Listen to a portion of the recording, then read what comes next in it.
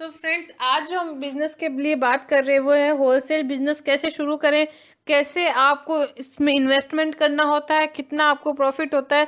तो फ्रेंड्स, आपने अपने आसपास के एरिया में देखा होगा कि ज़्यादातर लोग होलसेलर बिजनेस शुरू कर रहे हैं। तो वो क्यों कर रहे हैं, इसका क्या कारण है, तो इन सब की पूरी जानकारी मैं अपने इस वीडियो में दूंगी। तो आप पहले इस मेरे वीडियो को पूरा अंत तक देखिएगा। तो हम बात करते हैं कि आप होलसेलर के कौन कौन से बिजनेस कर सकते हैं। तो आप होलसेलर का चार्जर का बिजनेस कर सकते हैं, अनाज का बिजनेस कर सकते हैं। अनाज के अंदर जैसे गेहूं, चना, बाजरा, मूंग, मोट, इन सब का आप होलसेल का बिजनेस कर सकते हैं। अगर आपकी इन सब की खेती है तो आपको और अच्छा फायदा होता है। मैं ये नहीं कह रही कि जिनकी खेती है वो ही इसका होलसेल का बिजनेस कर सकते हैं, नहीं। ये जिनकी खेती नहीं है वो भी इनका होलसेल का बिजनेस कर सकते हैं, लेकिन जिनकी खेती है उनको ज़्यादा मुनाफा होता है और उनका इन्वेस्टमेंट भी कम लगता है। मोटर पार्ट्स का आप होलसेल का बिजनेस कर सकते हैं। इलेक्ट्रिक्स आइटम का आप होलसेल का बिजनेस कर सकते हैं। ये चार ऐसे बिजनेस बताए हैं जो कभी नहीं फेल होते और जिनको हमेशा लोगों को डिमांड रहती है। तो आप इन चारों में से कोई भी एक होलसेल का बिजनेस कर सकते हैं। लेकिन दोस्तों, अब आप कोई भी होलसेल का बिजनेस कर रहे हैं तो मैं आपको एक बात ये जरूर बताना चाहूंगी कि आप वही बिजनेस करें जो आपके एरिया में नहीं है। आप पहले अपना एरिया का सर्वे कर लें कि आपके एरिया में कौन सा बिजनेस चल रहा है या कौन से बिजनेस की डिमांड है, और वो बिजनेस आपके एरिया में नहीं है तो उस बिजनेस का आप होलसेलर विक्रेता बने तो आपको ज़्यादा मुनाफा होगा और आपके पास कस्टमर गैदरिंग भी ज़्यादा होगी, आपके पास डिस्ट्रीब्यूटर भी ज़्यादा आएंगे। अब बात करते हैं दोस्तों, अगर आप होलसेलर का बिजनेस कर रहे हैं तो आपको किन किन चीज़ों की आवश्यकता हो सकती है। तो पहले बात करते हैं आपका बिजनेस रजिस्ट्रेशन। कोई भी बिजनेस करे, चाहे होलसेलर का क्यों, कोई भी अगर आप बिजनेस करते हैं तो आपको उसको रजिस्ट्रेशन करवाना जरूरी होता है। जीएसटी रजिस्ट्रेशन, बिजनेस का हमारे जीएसटी रजिस्ट्रेशन भी होना चाहिए, क्योंकि आजकल कोई भी हम कस्टमर को बिल देते हैं तो उसके साथ उसका जीएसटी नंबर भी जाता है। अब बात करते हैं दोस्तों, किन किन बातों का ध्यान रखें। अगर आप होलसेल बिजनेस कर रहे हैं तो आपको किन किन बातों का ध्यान रखना चाहिए। तो पहला है प्रोडक्ट को चूज करना।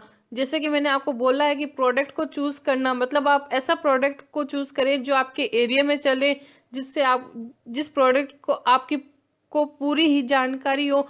कल कल को हम कोई भी ऐसा प्रोडक्ट ले लें और हम इसके बारे में नॉलेज ना हो तो हमारा बिजनेस नहीं चल सकता है, या हमारा बिजनेस उतना ग्रोथ नहीं कर सकता जितना ग्रोथ करना चाहिए।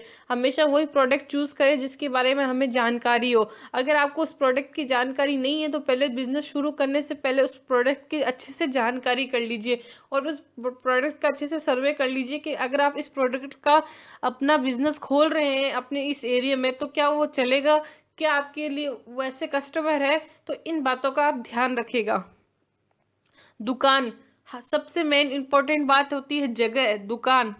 आप ऐसी जगह, ऐसी दुकान जगह या दुकान ऐसी जगह खोलिए जहाँ कस्टमर गैदरिंग ज़्यादा हो, जहाँ पब्लिक पैलेस ज़्यादा हो। अगर आप किसी गली में या कहीं साइड में ऐसी जगह दुकान या अपना बिजनेस स्टार्ट करेंगे तो वहाँ अपना का बिजनेस नहीं चलेगा। हमेशा अपना दुकान उस जगह खोलिए जो मेन मार्केट के अंदर हो, ताकि कस्टमर आपके पास आसानी से पहुँच सके।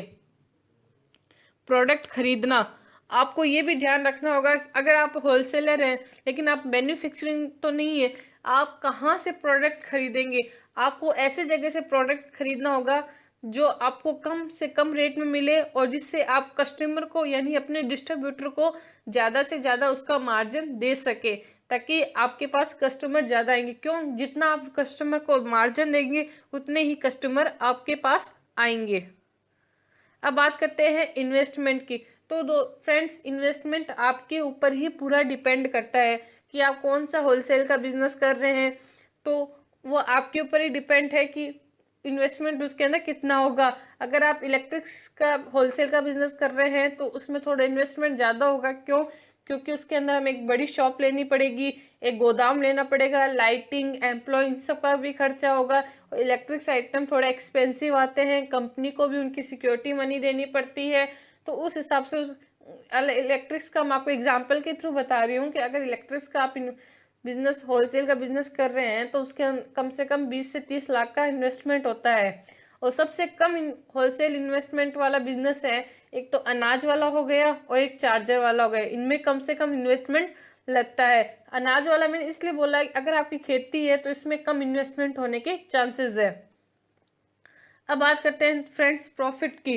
तो प्रॉफिट भी आपके ऊपर डिपेंड करता है, जैसे आप अपने कस्टमर को कितना परसेंट मार्जिन दे रहे हैं एक प्रोडक्ट के पीछे, तो और आप अपने कस्टमर, आपके पूरे दिन में आपके पास कितने कस्टमर आते हैं, आप कौन सा होलसेल का बिजनेस कर रहे हैं, तो ये सब डिपेंड करता है पूरा प्रॉफिट आपके ऊपर। आप ऐसा बिजनेस करिए जो आपके एरिया में कम से कम हो और कस्टमर को उनकी डिमांड हो, तो आपको प्रॉफिट ज़्यादा मिलने के चांसेस होते हैं।